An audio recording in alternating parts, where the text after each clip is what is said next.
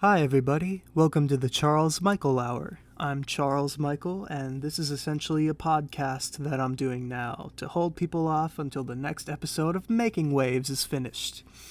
So, first, I'd like to make a couple announcements, and then I'll tell you a little about myself, remove some of the mystique that way. Also, I recognize that at times during this podcast, it may seem like I'm reading off a script. I am. Don't let that deter you, though. Reading off a script helps me to be more articulate, and it also helps me to word my thoughts a little better than I would have if I was just going off the cuff. Okay, announcements. Number one, just so you know, Making Waves is not canceled. I'm just having a hard time trying to wrangle my co-writers Jennica and Jules together, but I promise the third episode will be out before I die. Number two, Lily's Etymology number 2 is in the process of being animated. All the dialogue has been recorded, but because the second installment is so much longer than the first, it is taking me a while. I started animating that in July, and it's September now, so hopefully it's finished by October. Usually when I have a 60-second long animation like this, it takes me 4 months to do it, while also juggling everything else that I gotta do. Number 3. I'm in the process of making a new series for my YouTube channel called Albums of All Time. This is going to be a series where I take a look at, albums of recorded music that I have a strong appreciation for, of which the first in this series will focus on, funnily enough, Here Come the ABCs by They Might Be Giants. I've been interviewing people who were involved in the production of the album and its visual counterpart, including Richard O'Connor, David Ahuja, Courtney Booker, and I've also gotten some written responses from Divya Srinivasan and even John Flansburgh himself. They've all been so helpful to my research and will continue to be. To be honest, it's quite surreal that a lowly bedroom musician such as myself is able to make something like that happen at all. I started production of that back in June, and all I had was a rough little script that I'd cobbled together from various sources, archived versions of websites, liner notes, etc.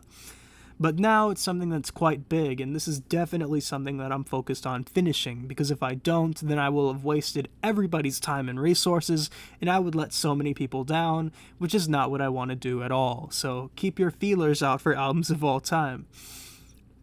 Number 4, I'm working on the sequel to 1, which is a film that I released on Halloween of last year. It's not 2, yet.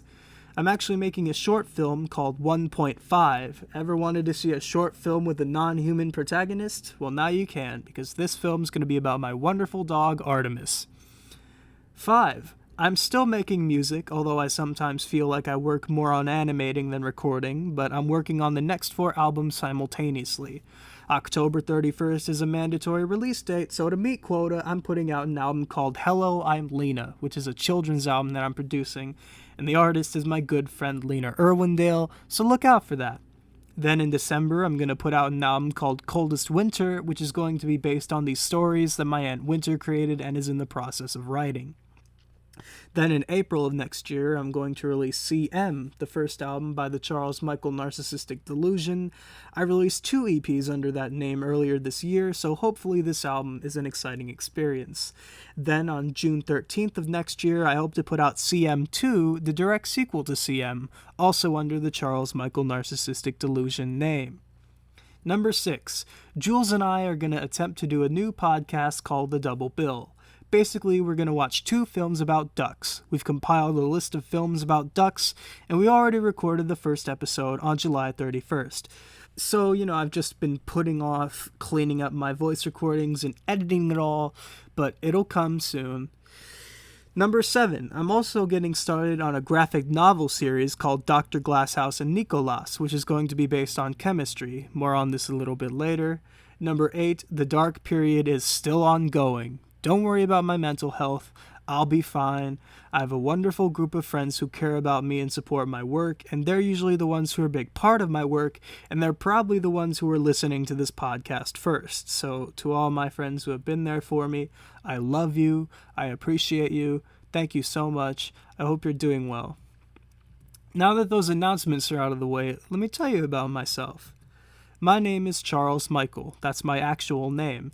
I was born on February 25th, 2002 in Ansbach, Germany. I don't remember anything about Germany because I was a baby, and in July of 2002 we came to the United States, and I unfortunately haven't left the USA ever since. To talk about my childhood a little bit without saying too much, I watched TV. I watched Nickelodeon, Noggin, and PBS Kids. My favorite shows at the time were, and indeed these are still shows that I hold a strong appreciation for, Sesame Street, Blue's Clues, Oswald, Little Bear, and this one show called Word World, which nobody seems to remember, but Word World is about these animals, and their bodies are essentially made out of letters. So, for example, you have a pig, and the P is his head, the I and G construct the rest of his body. It's a really innovative show, and there's quite literally nothing like it. You know, we 2000s kids had it good. I feel sorry for these late bloomer, late zoomers, and even Generation Alpha, growing up with Cookie Swirl C and those other cringy kids YouTubers, as well as these oversaturated 3D cartoons that basically construct 90% of the programming of kids' channels these days.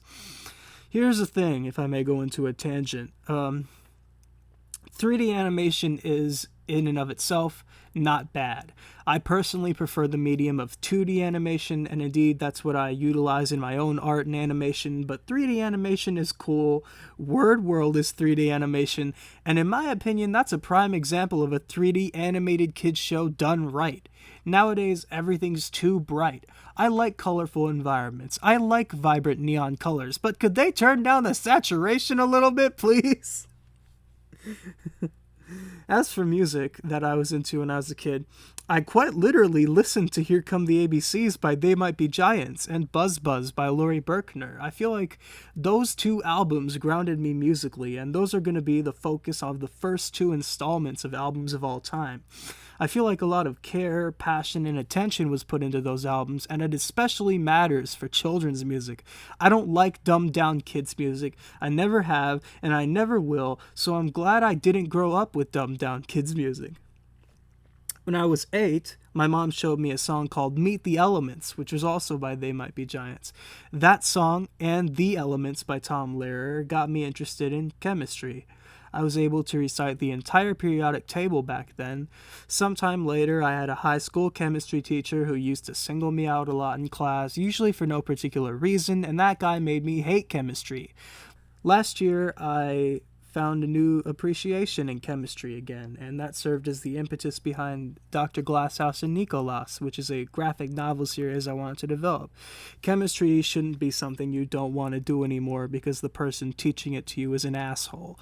Chemistry is exciting, experiments can be invigorating, and learning how things work is fun. I want Dr. Glasshouse and Nicholas to be funny and captivating and nice. I want them to be really nice and fun to be around. Oh, here's something you may or may not know about me. I have Asperger's syndrome. I was diagnosed with it when I was 8 or 9, and I don't remember much about that. When I was 13, I was diagnosed with ADHD. I remember a bit about that, though. Anyways, I got into making music when I was 10, but when I was 17, I posted my first album, the Red Album, to Bandcamp. By today's standards, it's a pile of trash, but back then I was actually proud of it. I performed my first concert on August 2nd, 2019 at an open mic night at Cup of Joe's coffee shop in Harker Heights, Texas. Performing live is very exciting. I'm always happy to share my work with a captive audience, even when there's no audience. It's cool to perform music in a different environment than my home studio. And in case you don't know, I record all my music at home in my bedroom studio, which I've affectionately referred to as Water Damage Studio. Currently, I'm in Water Damage Studio B, because we moved to a different apartment in May of 2020. This is where I recorded OK Awesome and Hold the Phone, and I finalized the Green Album here too. The Green Album was released 1 whole year after the Red Album, and I was very proud of it at the time. I thought it was so great that I sent the album to Anthony Fantano. I used the contact form on his website, and I said something along the lines of, "Hey Anthony, I make music. Check out this album that I released today. It's got samples of 770 different songs," or something like that. Later that day, he posted a tweet to his Twitter. I don't use Twitter, so I had someone tell me that he liked my album. This is what he said on June 13th, 2020. I'm told this album features samples from over 700 different sources, but it also, sounds pretty cool too. I was surprised that he actually listened to it and enjoyed it too. I'm just somebody making music in their bedroom. How does anybody, let alone Anthony Fantano, like it? That was a really good summer. Later, in September of 2020, I realized that I was, and still am, pansexual. I'd questioned my sexuality before, and there were separate moments in my life where I thought I was straight, bisexual, and gay, but I'm pansexual, I'm embracing it, and that's all there is to say about that. On April 22nd, 2022, I realized that I was, and still am, non-binary. I'd questioned my gender before, but up until then, I came to the conclusion that I'm just a cis male. But that night, I just said to myself, nah, I'm actually non-binary. And I meant it. However, every time I have questioned my gender, I'd always come back to the same conclusion, that gender itself is an arbitrary social label that people place on themselves or each other to pigeonhole everybody in these archaic roles that need to die. So who cares whether I'm non-binary? The mayor of my town, apparently. I'm located in Abilene, Texas. I don't think that's a secret. It's just sometimes I'm a bit reluctant to say it. But I saw a fairly recent news report in which Mayor Anthony Williams said, this is nothing contrived in regards to some sort of a larger agenda. We don't have 50 genders. There are 2 genders. And so I want to be sure that our language reflects that. And by the way, you're voting on it. Now, this was during a city council meeting where they're trying to change the verbiage from councilmen to council member and make the pronouns they use less gendered. So his notion about there only being 2 genders was seemingly uncalled for, but I feel that the council isn't even doing that right because they, like so many other organizations who feel that non-binary identities aren't valid, use he or she in their verbiage.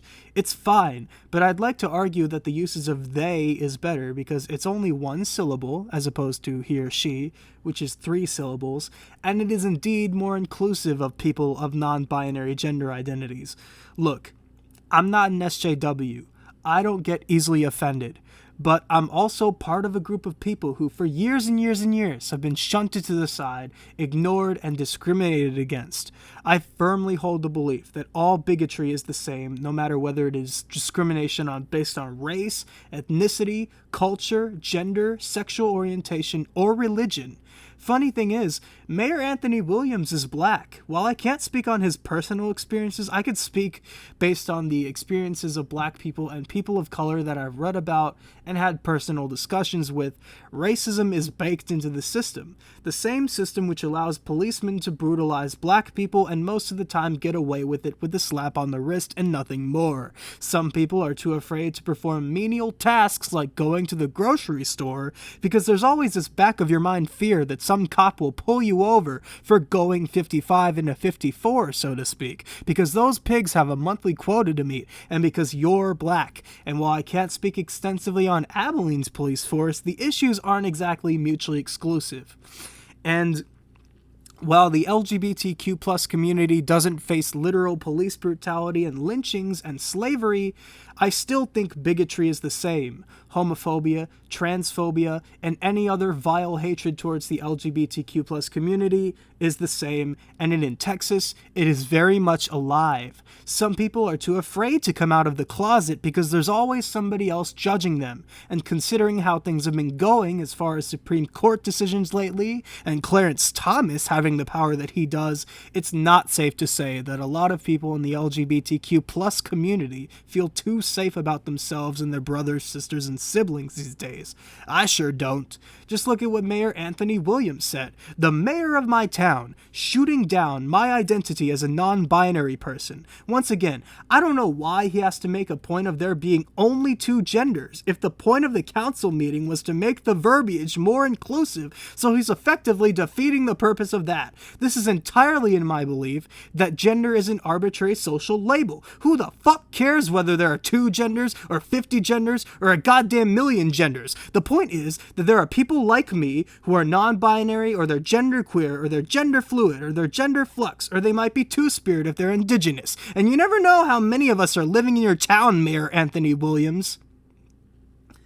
I'm appalled at Mayor Anthony Williams. I don't want him to get canceled or anything. I'm only saying all this because I think he should do better. As a black person, he ought to empathize with any victims of bigotry, because all bigotry is the same. I've even faced ableism based on my autism, so it's not even an LGBTQ plus thing. So I have faced bigotry. And the effects of excluding an entire percentage of the population, no matter how small we may be, includes hatred, vitriol, grave misunderstanding, violence, and even death. I hate conservative right-wing assholes who spew bullshit like this. If anyone has the agenda, it's them, not us. I'm recording this on a different day. And this is a good way to transition into my political beliefs, because surely you all care about that. I'll be up front, I'm very left-wing. Some of my opinions are that healthcare should be free, abortion is a human right, the military-industrial complex is a disease that persists in America today, climate change is an international emergency, public college should be free. Hell, why isn't everything free? I actually created my own economic policy that some people have told me is akin to communism, but it's different than communism because it removes the authoritarian regime that is strongly associated with the Soviet Union. I call it the non-economic policy. Here's a novel concept: let's do away with currency and help each other out. There's enough food being made to end world hunger. Why don't we end it now? There's enough houses being built to give everyone a home. Why don't we do that now? There's enough water in this world to hydrate everyone. There's enough clothes to cover everyone. There's enough gasoline to fuel your cars. Do you know what's separating us from having that? Money. Money which the 1% has that a lot of us don't. Now look, I'm very much aware that doing away with the dollar is very drastic.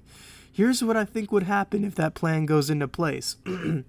There's going to be a period of time where the rich 1%ers will whine on Twitter, and the Republicans will scream and cry, and the Democrats will also scream and cry because they all have nothing left to be greedy about. Good. There will also be a period of time where all the people who only work to pay the bills and put food on the table will have no reason to work anymore.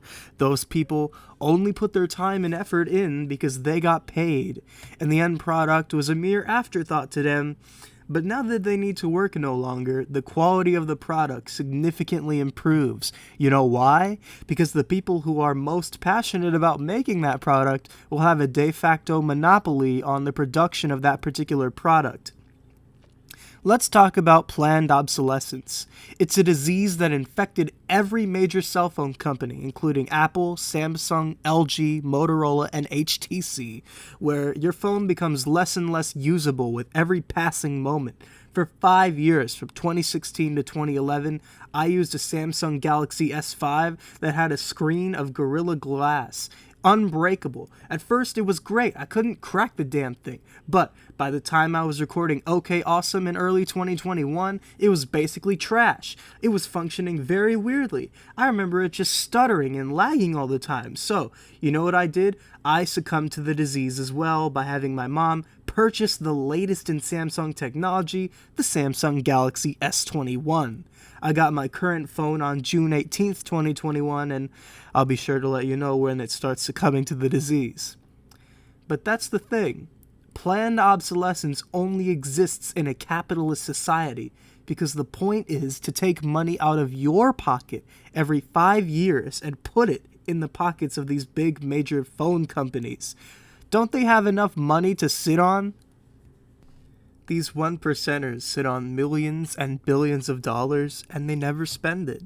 Well, Elon Musk and Jeff Bezos are spending it, but a little bit on them. Private spaceflight is the worst effect of giving your money to billionaires who only use it to flex on the general public. It's not based in science, it's not based on discovering anything new about the moon or Mars or Venus or anything within or even outside of our solar system.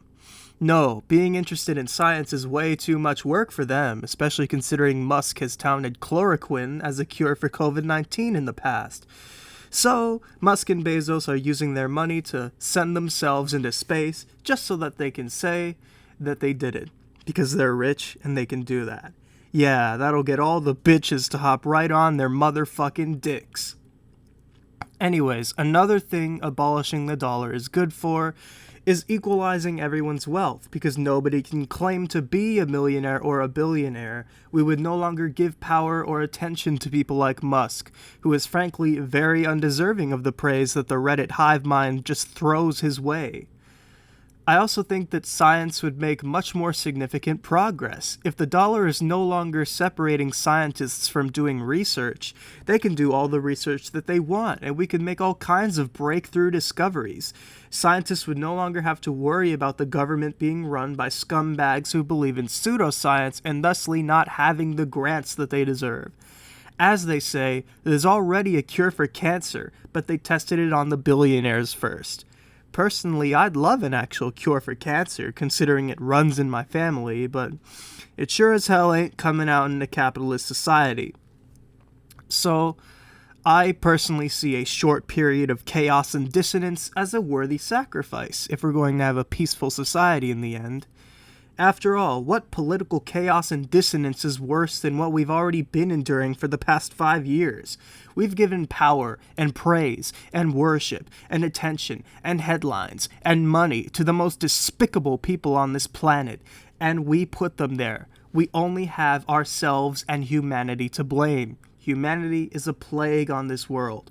The best things humans can do is fuck each other, deplete the world of its resources in the name of capitalist greed, and destroy everything around us, sometimes in the name of a deity, like Jesus Christ or Allah. This leads me to my next subject, mass shootings. I'm going to try to keep this section brief while also maintaining some sensitivity towards the victims and the families of victims of mass shootings. It seems like a school shooting happens every couple of years here in America, and a lot of people have pointed out that this is a problem that is very much persistent here in America, but isn't as much of an issue elsewhere. Part of the reason why this is true is because we have very liberal gun regulation. Look, the Constitution is fine, it's given us enough freedom to shit on each other for a few centuries, but the Second Amendment needs work. I remember when the Uvalde shooting happened back in May, and I kept noticing the same thing. The parents of the victims of that particular shooting, as well as the one which happened in Parkland back in 2018, as well as many others, keep saying the same thing: we need tighter restrictions on the sale of guns. And I can't help but empathize with them and believe them. Look, we all know what guns are made for: killing things. That is the intended use of a firearm. If you want a self-defense weapon, use your legs and walk to the kitchen and get a knife. Or if you absolutely must, you must be able to put in the work to be able to own a gun. But the grossest thing about mass shootings, however, is that there's always going to be somebody of the Alex Jones strand that will invent all kinds of conspiracy theories around them and even harass the families of victims. Alex Jones is guilty of this himself. Just look at how he handled the Sandy Hook shooting in 2012. I don't even care to entertain the theories themselves, considering just how out there they really are. Not to mention shootings of gay bars like the Orlando shooting of 2017 and even the most recent Oslo shooting back in June of this year are considered our comeuppance to homophobes. I think that's very sick. These people have no sense of empathy whatsoever.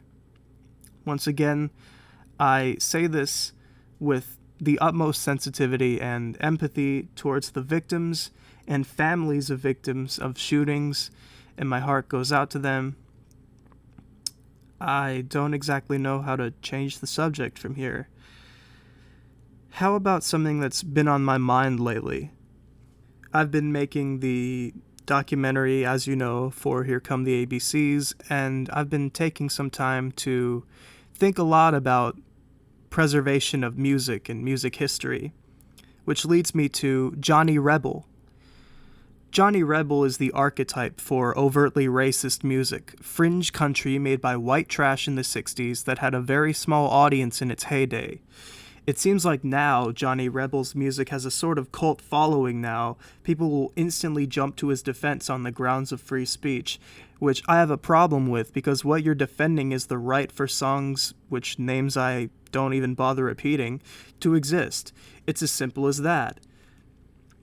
Then, sometime circa September 2009, some white supremacist label posted a compilation album of Johnny Rebel's music, containing every song he ever recorded, and it was available on Spotify for a brief period of time.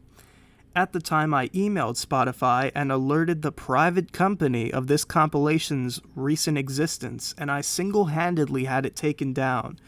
I showed all of my friends at the time that I did this. One of my quote-unquote friends at the time was affiliated with QAnon, so the alt-right was nothing new to them. I met them on Discord, and they and a few others in that server had called me out on my frankly justified and rational actions on the grounds that preserving Johnny Rebel's music is preserving history. Now, as someone who is very interested in preserving the history of music worth being preserved, I'll put a lot of emphasis on that part. I'm interested in preserving the history of music worth being preserved. This argument, quote-unquote argument, really pisses me off. What the fuck is worth preserving? Just because it was made in the 60s does not mean that it was good or worth preserving, especially on Spotify's platform. Spotify is a private company. They can do whatever they want, and they can hold the artists they host on their platform to whatever standard they want. So, this was 3 years ago. 3 years on from my righteous work on doing my due diligence, I no longer maintain contact with that particular person who is affiliated with QAnon. I only keep contact with a few people that I met on that server who have no right-wing affiliations. Spotify is a shit platform that would rather host such an immaterial podcast as the Joe Rogan Experience than the wonderful music work of Joni Mitchell and Neil Young. I can never forgive Daniel Ek for that.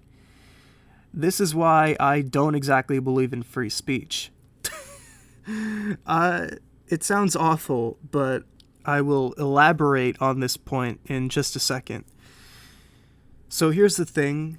Being able to say whatever you want is cool, but there are certain things which don't need to be said in the year of 2022.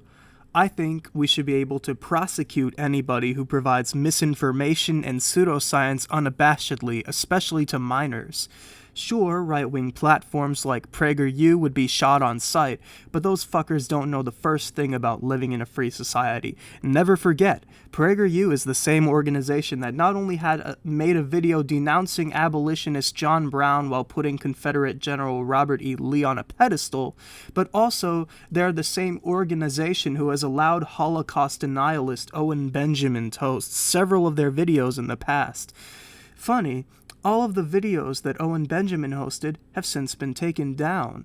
Of course, Dennis Prager is Jewish, so it's easy to see why, and while it's easy to empathize with Prager in that situation specifically, why doesn't PragerU employ better background checks on their hosts? Michelle Malkin is another presenter, having hosted several PragerU videos in the past, and she's very openly supportive of alt-right figures like Nick Fuentes, and has taken it upon herself time and time again to defend the internment of Japanese and Koreans during World War II. Isn't that just a shitty opinion to hold in general? These bigots shouldn't be allowed to breathe, let alone use their breath to spew their vile, toxic hatred. Sorry, it's either us or them, society. Pick one. And here's the thing about freedom of speech. There are some things in the United States which aren't even protected under free speech constitutionally. Here I will provide to you some examples of things which aren't protected under the First Amendment. I'm reading this from freedomforuminstitute.org. Which types of speech are not protected by the First Amendment? Although different scholars view unprotected speech in different ways, there are basically 9 categories. obscenity, fighting words, defamation, including libel and slander, child pornography, perjury, blackmail, incitement to imminent lawless action, true threats, and solicitations to commit crimes. Some experts also would add treason if committed verbally to that list. Plagiarism of copyrighted material is also not protected. Once again, the source that I have for this is the Freedom Forum Institute website. So if we could only add misinforming and providing pseudoscience to minors to that list, I think we would make a lot of significant societal progress. And the reason why I list minors specifically is because think about the age of consent. We've collectively decided that 18 is a good age for the age of consent because teenagers are known to be reckless and not very good in decision making. So 18 just happens to be a good number that's not too old. And even though the brain stops developing at 25, I'm sure any 18-year-old is able to pick apart facts from fiction, if they're not a bumbling Republican scumbag, of course, but I digress. I just happen to think 18 is a good age to withhold misinforming the public. Kids and adolescents are very impressionable. If you tell them something and act like you know what you're talking about and make it seem believable, they will definitely believe you. That's why so many kids believe that the Native Americans just got along with the European colonizers in Thanksgiving 1620. It's why a lot of kids don't really question their school teachers, despite the fact that a lot of the time school teachers say outright lies and are not able to be questioned on it because the kids probably don't even know any wiser, and if they do, they're just too scared to say anything or speak up. The teacher has the authority in the classroom, so the teacher can just send that little fucker to the principal's office, you know? How dare a child disrupt my class by correcting me on a lie that I am knowingly and unabashedly spreading to these impressionable minors? So that's basically it as far as political opinions go. I think the only remotely conservative opinions that I hold are the subjects of two songs that I made on the Indigo album back in 2020, although I have changed my mind about the cultural appreciation, cultural appropriation thing. I think it's a case-by-case basis. I don't feel the need to elaborate at this point. I might in the future. And as far as cancel culture goes, I pretty much stand by the same sentiments that I expressed in that particular song. Okay, let's move on to a lighter subject. How about TV shows that I like watching now? So, in summer of 2020, I went to my local record store, The Record Guys, and I got a 6 DVD set of this anime called Soltyrei, Soltyrei. If you're an anime fan, I highly implore you to watch this. It became my favorite anime. I can't really describe it other than humans and cyborgs and robot androids sort of live together and have a war or something. I haven't seen it in a while, but I need to watch it again. I love that series. It's fairly short too, at only 26 episodes. On July 24th, 2021, I started watching a Disney cartoon called Fillmore. That became my favorite American cartoon at that point until, on October 8th, 2021, I started watching Avatar: The Last Airbender. To this day, it's my favorite cartoon ever made. Honestly, I gotta give a shout out to Alle Holcomb and Hanna Larson for getting me into Avatar: The Last Airbender. My life is 1,000 times better for it. Then in June, I got into an Adult Swim cartoon called Home Movies, and it's awesome. I really like the frank and honest angle that it takes on childhood. I just really enjoyed the show. As far as live-action shows go, I still consider Community my favorite, and I also really like Seinfeld, It's Always Sunny in Philadelphia, Atlanta, and The Eric Andre Show. And once again, I highly recommend every single show that I've mentioned thus far. I'm currently watching The Legend of Korra, and I recommend that one too. It's a continuation of Avatar: The Last Airbender, of course. which I'm actually very excited that they've decided to go for a live-action reboot. I hope they get it right this time. I don't think the 2010 film that M. Night Shyamalan directed was a good look for the series or his career, so I have high hopes on them getting it right this time, although from the looks of things regarding the production angle with Michael and Brian leaving, things seem to be a little shady, but I'll give it a chance when it comes out. As for the 3 animated films, that's what I'm most excited about. Seeing Aang, Katara, Sokka, Toph, and Zuko as adults, I really think it's fascinating to think about what happened between the events of the finale of Avatar: The Last Airbender and the pilot episode of Korra. And I also hope that the second season of Squid Game goes over well.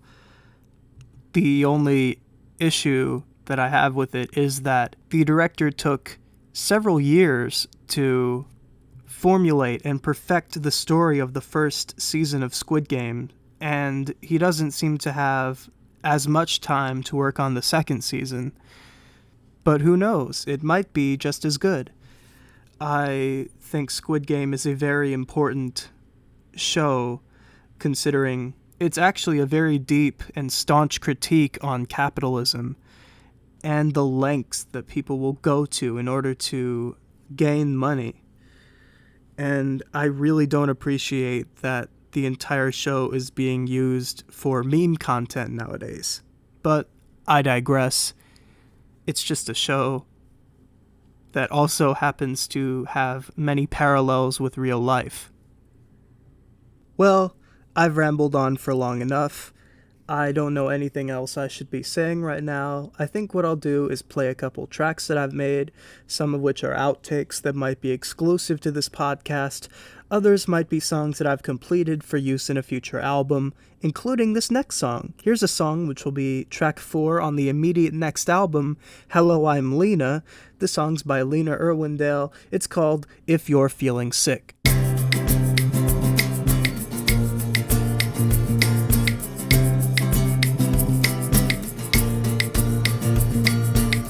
If you're feeling sick, I feel for you. If you're feeling sick, I feel for you. So make a bowl of soup, then chill out in bed, and wrap a hot towel around your head. You should take good care of yourself. It's okay to ask your mom and dad for help. So take a couple pills and drink water too. Anytime now, this illness will pass you through. I hope you get better soon.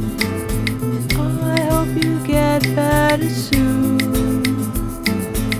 I hope you get better soon. I hope you get better soon.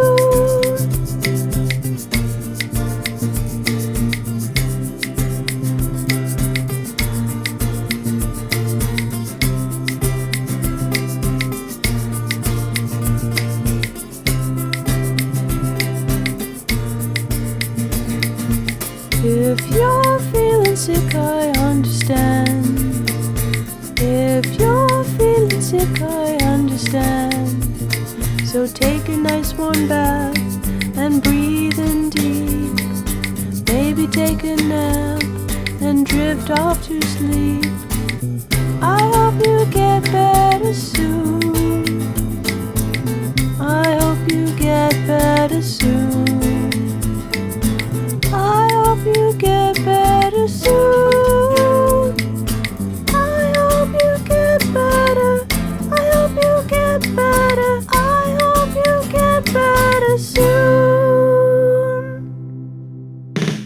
Hey Hannah, can you tell us some things that people can do in Atlanta, Georgia? You mean the sun's getting right there? Yeah, there's gotta be something there. Georgia. Well, I don't remember that much about the trip, honestly. Because when I was there visiting, I was trying to look at the candy shops, but that kind of candy shop, and now the other kind of candy shop, the kind of candy shop I like, and I like this kind of candy shop, because the other kind of candy shop doesn't like the kind of candy I sell, and I don't like the kind of candy they sell. So then when I got along that well, I started to sell both, and so then I talked with all my friends. There were a lot of fights in Atlanta, Georgia. A lot of fights in Atlanta, Georgia. You walk on the street, there's a fight. You walk on the street, there's a fight. Another fight, another fight, and everybody has knives and guns, and everyone else is like America, but like, they don't try to hide it this time. You know, I once had a friend called Erica. She was a bit of a nutcase. There was this tree back in our old school because I used to go to school. I never said I got great grades in school, but I used to go. I never should have. Anyway, when I was in school, we went to school called Chicha, and there was this big tree in the yard. She used to climb the tree, she used to fall off the tree. And when she fell off, it'd scream, and she'd cry, and I just kind of stand there like Chicha and don't know to climb the tree.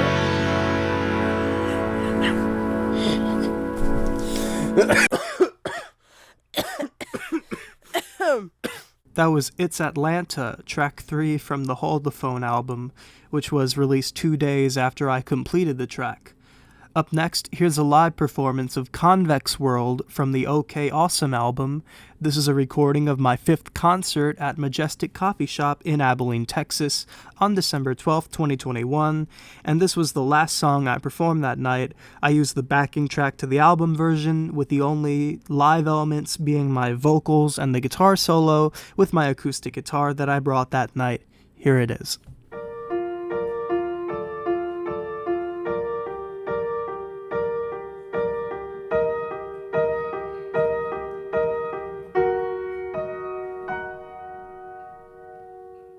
There's 7 billion people in the world today,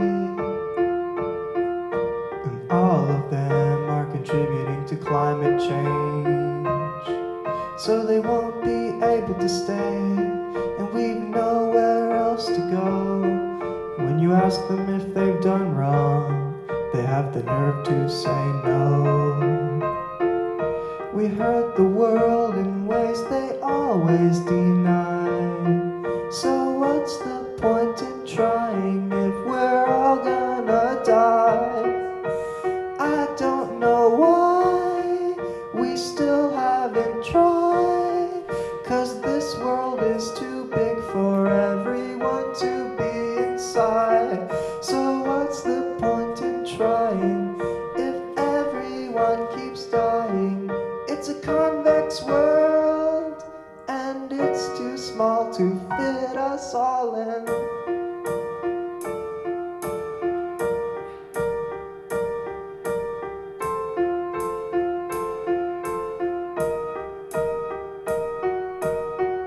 The COVID-19 era will last till we fall, and sometimes I feel like there's no hope left at all.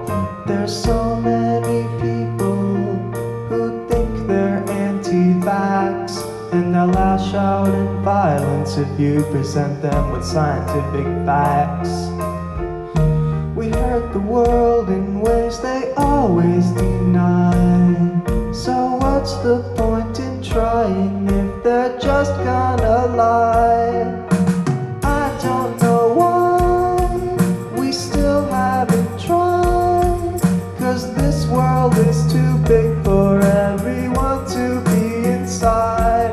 So what's the point in trying if everyone keeps dying? It's a convex world, and it's too small to fit us all in. The rich man said we'd be better off dead as long as he gets paid. It's sad to see that pure human greed comes before progress being made.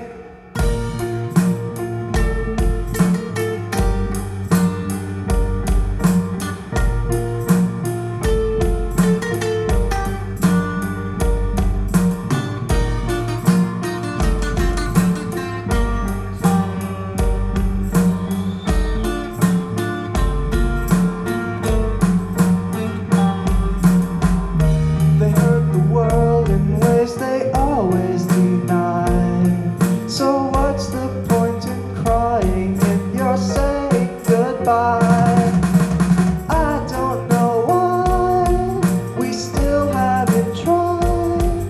Cause this world is too big for everyone to be singing for Wyatt. So what's the point in trying if everyone keeps dying? It's a convex world, and it's too small to fit us all in now.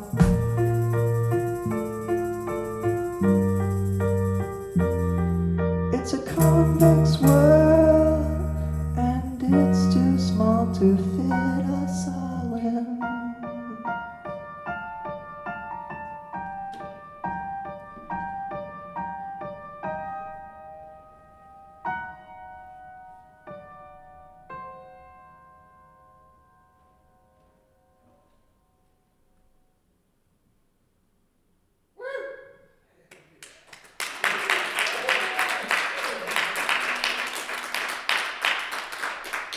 Thank you, everybody.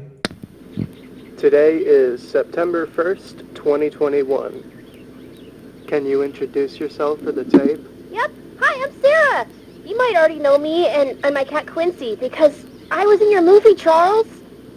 Sara, how old are you? I'm 22 years old. Sara, what do you do for a living? I don't exactly work. I live off unemployment and Social Security because I'm disabled. Disabled?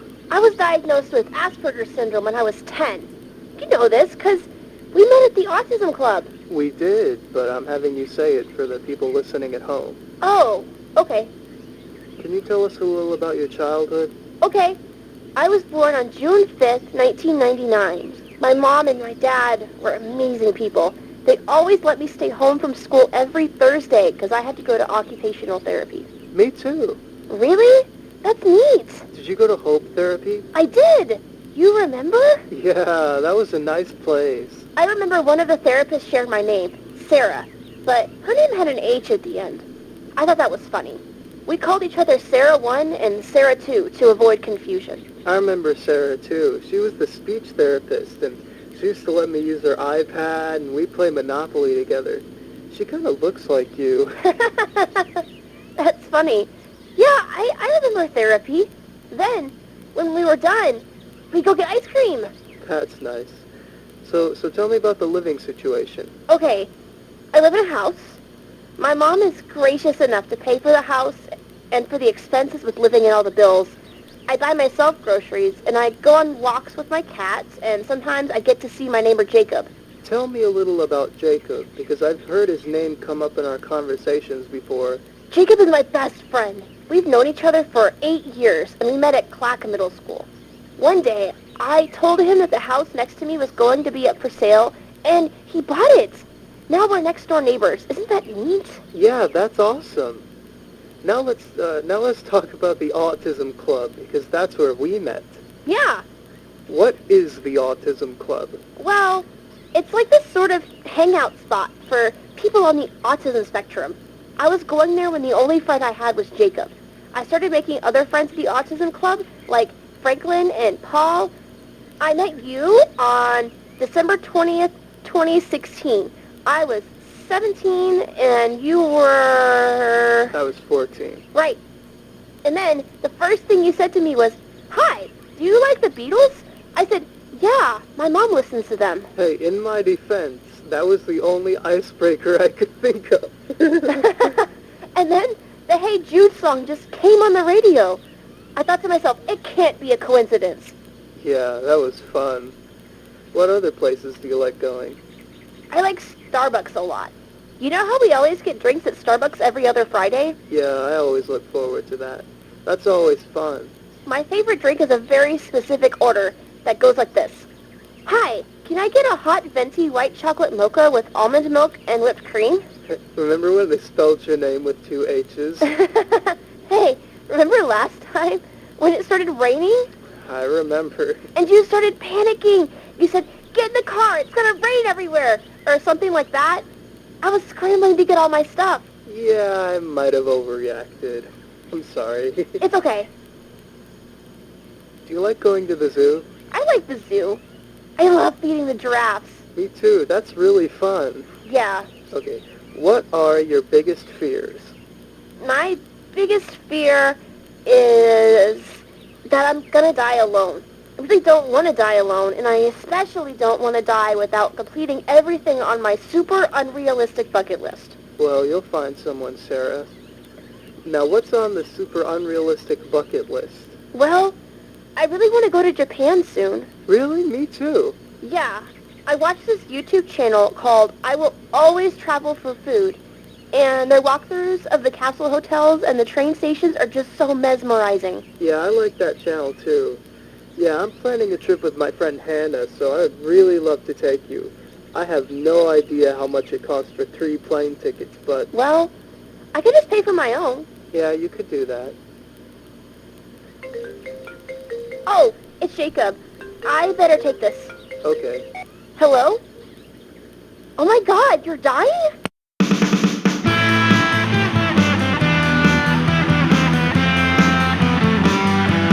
I'm a dirty little liar. I'm a dirty little liar. I'm a dirty little liar. And I tell fibs all day. Nobody knows I've constructed this ruse.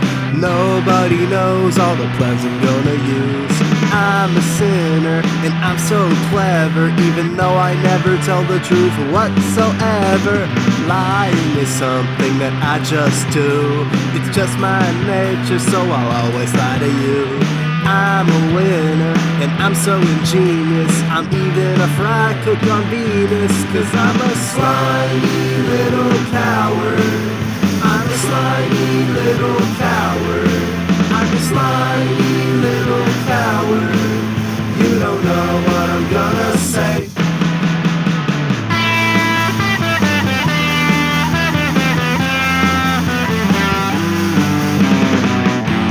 What do you mean? I'm telling the truth. By merely singing this song to all of you. I have 1,000 different assumed names. I like to play psychological games. I'm getting thinner even though I'm fatter, but that all doesn't matter, 'cause I'm a dirty little liar. I'm a dirty little liar. I'm a dirty little liar. And I tell fibs all day.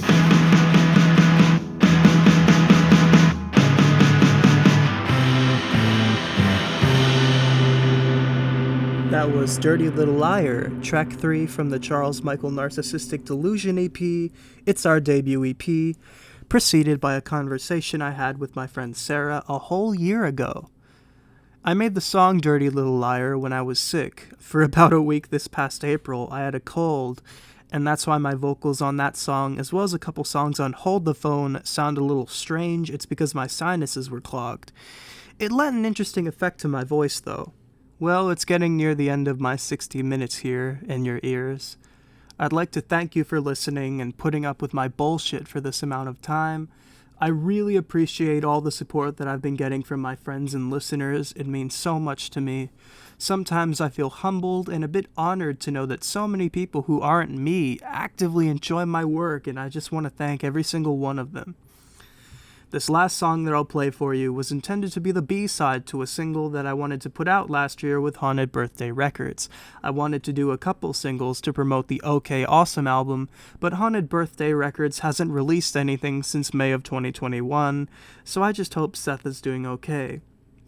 Sometimes it's surreal to pick up the records that I made back in September of 2020 and just hold them in my hand, knowing that the grooves etched onto its surface is a song that I made in my spare time 2 years ago. So, here's the aforementioned song that was intended to be a B-side, but ended up never getting released. It's some variations on Yesterday by the Beatles, which also incorporates a performance from my 3rd grade talent show in March of 2011.